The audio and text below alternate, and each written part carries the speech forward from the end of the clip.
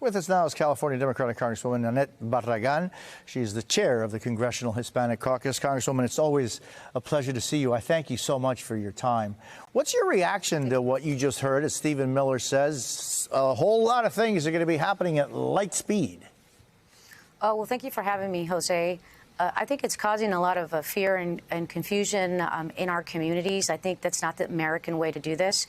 We know that the Biden-Harris administration is already focused on priorities to deport those that are a national security risk, those that are convicted of serious criminal offenses, and recent border crossers. So this is, a lot of this is unfortunate rhetoric.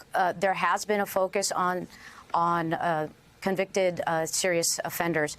But what they're talking about here is they're talking about going after families, doing basically tearing families apart, which we've seen happen under the first Trump administration. Many people live in mixed household statuses.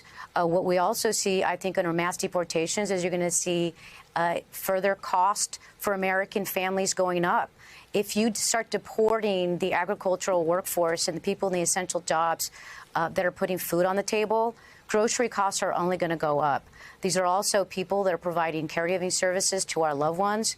There's already a worker shortage. So I think there's a lot of negative impacts to the economy, to the human toll it's going to take, to families and tearing them apart.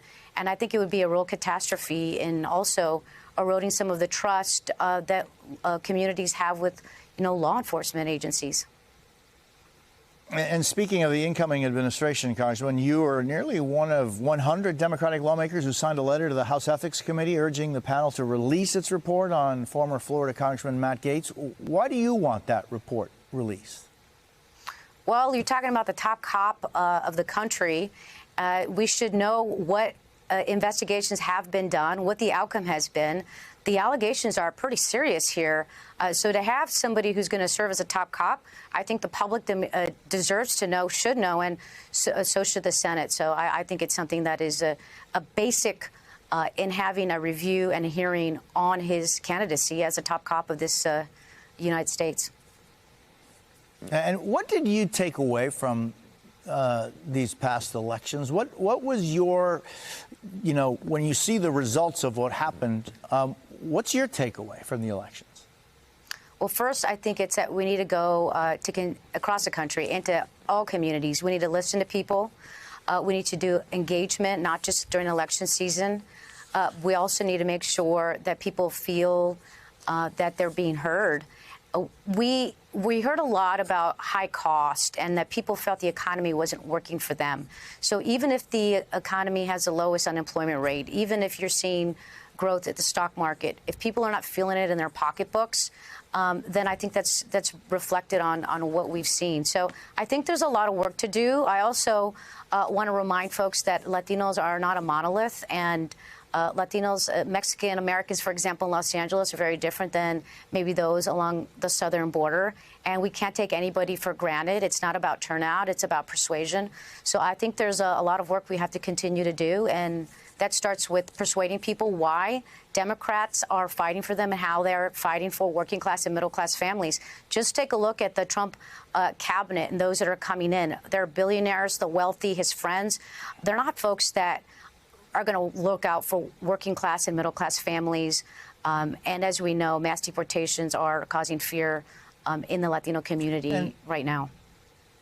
Congressman, I know your term as chair of the Congressional Hispanic Caucus is coming to an end. I'm just wondering, when you look back, what are your proudest accomplishments and what do you think still remains unsolved?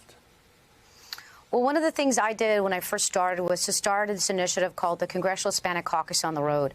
And that was exactly to do what we need to do more of. And that is go into our communities, meet them where they are, listen and engage and talk to them. And we have to continue to do that. And I think that this election showed that the work that there's still so much work to do on that front.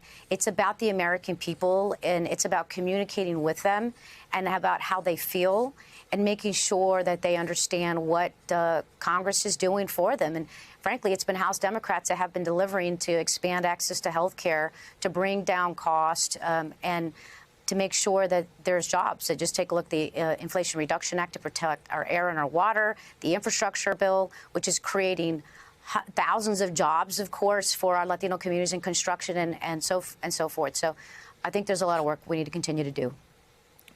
Congresswoman Annette Barragan, it is always a pleasure to see you. I thank you so much for being with us today.